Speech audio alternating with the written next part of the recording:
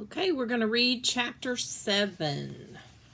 I showed Margaret my new sneakers at the bus stop Friday morning. Oh, yeah, she said. She fake yawned. I had a pair like that when I was a little kid. Not green, though. Green's the dumbest color. That Margaret. When I got on the bus, I hid my feet under my backpack and I looked out the window for the whole ride. There are 94 street lamps between the bus stop and the school. In my classroom, a surprise was waiting. We had a substitute, Mrs. Righty-O. I call her that because she always says Righty-O. Also, okay, fine, because I can't ever remember her name. It was a good surprise for 2 reasons. First, because she read my teacher's instructions. She said, "I'm sorry, but we're not going to be able to have a run-through of the last acts for the talent show. It'll be a miracle if I can figure out what the heck we're supposed to be doing for classwork." The second reason was that seeing Mrs. Righty-O in the front of the room gave me the most astonishing idea of my entire life. I raised my hand. "Yes," Mrs. Righty-O said.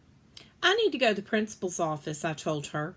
"Righty-O," Mrs. Righty-O said. Substitutes don't ask you why about things. I walked down the hall, which was very hard because my new sneakers wanted to run, and I knocked on Mrs. Rice's door. "I have new sneakers," I told Mrs. Rice. "I see that," she said. "Do you have a note?" "Nope. I just came to tell you that tomorrow night I'll be sending in a substitute." "A substitute?" "Right, a substitute. You know, like my teacher sent a substitute today." "I'm sorry, there are no substitute students." Here she is explaining it to Mrs. Rice. "But why not? If a teacher can have a substitute teacher, how come a kid can't have a substitute kid?" Mrs. Rice looked at me for a long time. "Do you know, Clementine, that no one has ever asked me that question before? And it's a good question, an excellent question. I'm sorry the answer is still no, but I'm going to need a little time to come up with an excellent reason for you." "Oh, so am I all done being here?" I asked. "You're all done being here," Mrs. Rice answered, "for now." After school, I brought my old sneakers with the new tappy bottoms up to Margaret's apartment. "All right, I'll teach you a very easy routine," Margaret said. But remember, you have to do everything I say. You're 8 and I'm 9, so that means I'm the boss of you," which is a rule I don't like very much. "What about Mitchell?" I asked. "He's older than you. Is he the boss of you?" "Mitchell is Mitchell," Margaret said. "He can't be the boss of anybody." "Well, what about my parents then? I guess they're the boss of all of us." "Nope," Margaret said. "My mom is way older than your parents. She's the boss, so you have to do what I say." Sometimes that Margaret makes me so mad. I tried one more thing. "Oh, yeah? Well, what about Mrs. Jacoby on the top floor?" "She's about 100, and I think that's older than your mother, so that makes her the boss." Margaret looked stumped for a minute. I don't know," she admitted. "It's too hard to tell with grown-ups." And then she brightened up. "So, we'll just stick to me being the boss of you."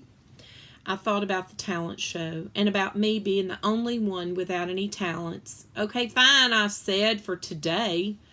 Margaret put on her tap shoes, and I put on my sneakers with the bottle caps. She rolled up her rug and started tapping around. "This is called Shuffle Off to Buffalo," she said. "I'm extremely wonderful at it. Just do what I do." Except she did 4 million things at once. Head high, spine straight, arms floating, big smile. Margaret said, "Flap, flap, step, step, ball, shuffle, change." Her feet were moving so fast I couldn't even see them. But I went over to the floor to try it anyway.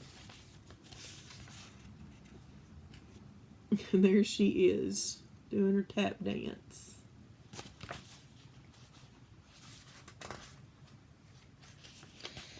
Let me tell you, a shiny wooden floor is very slippery when you have 24 bottle caps glued to your sneakers.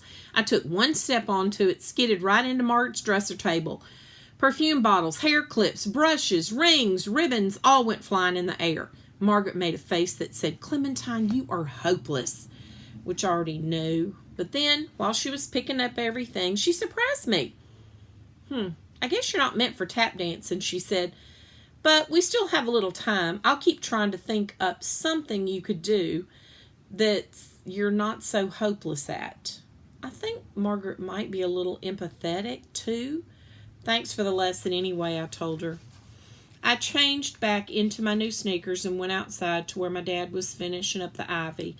Maybe he'd noticed some really great new talent today. But before I could tell him the bad news that his daughter was a failure at tap dancing, my brother came outside with my mom, and he ran over to us and tried to pick up my dad's clippers. And there is poor Clementine crashing into the dressing table there. Dad said, "Sorry, bud, not for little guys." Cabbage screwed up his little face like we were in for a real whale, so I quickly stuck some ivy into my sleeves, down my neck, waved my arms at him, and I went staggering around crying, "Help, help, I swallowed some ivy seeds." This made him laugh so hard he forgot all about the wailing. "Now that," my dad cried, "see, there's another talent you have, Clementine. Nobody else in the world can make your brother laugh like that." "Dad, that's not something people perform on a stage." And then I remembered Joe. "Hey, Mom," I said, "could Beats still have an accident?" "First of all, your brother's name isn't Beats. And second of all, what do you mean an accident?" "I mean, he doesn't ever need diapers anymore, right? Even if he heard a really loud sound like, say, clapping, he'd be okay, wouldn't he?" And there she is with her ivy poking out everywhere.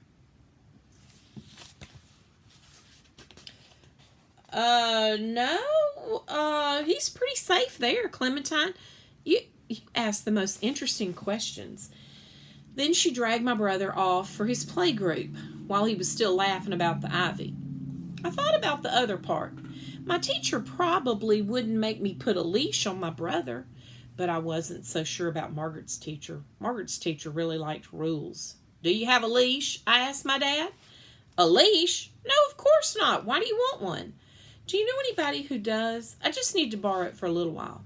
"Well, actually, I've seen a leash in Miss Jacoby's storage compartment from when she had that Dalmatian. You could ask her."